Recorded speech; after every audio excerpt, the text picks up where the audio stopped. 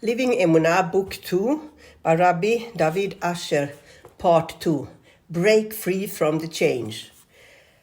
When a person begins to discover what Emunah is all about, his life becomes filled with happiness.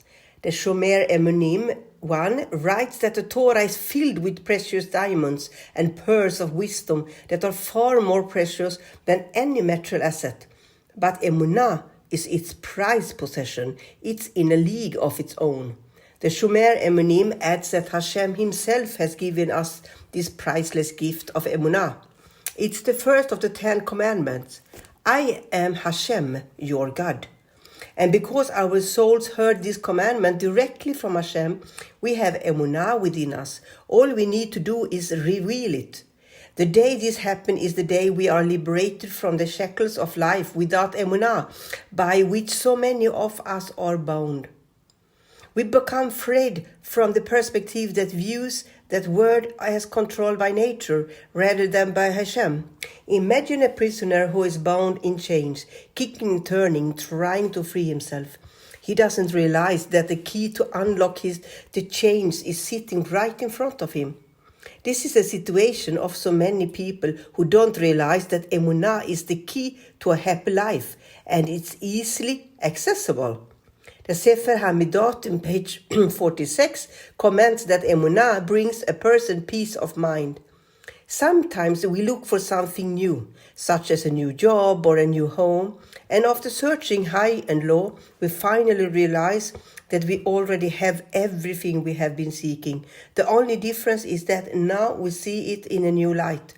We don't need to find anything new or go somewhere new. We have what we are looking for right in front of us. This is the story of Emunah.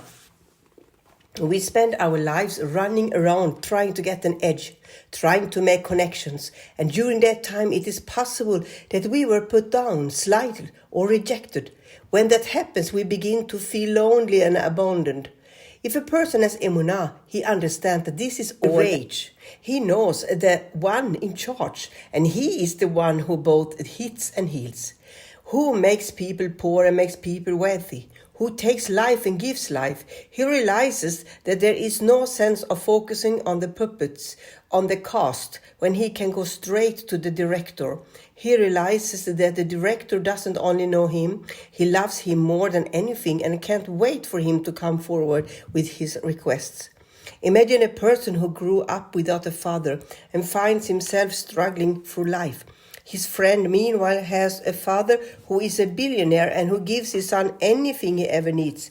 He never has to worry about paying rent, tuition, or credit card bills. His father takes care of it all and is happy to do it. One day someone comes over to the struggling fellow and says, "You know your friend's father, the billionaire. He is your father too.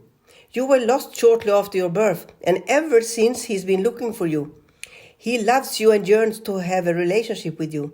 All he wants is to take good care of you."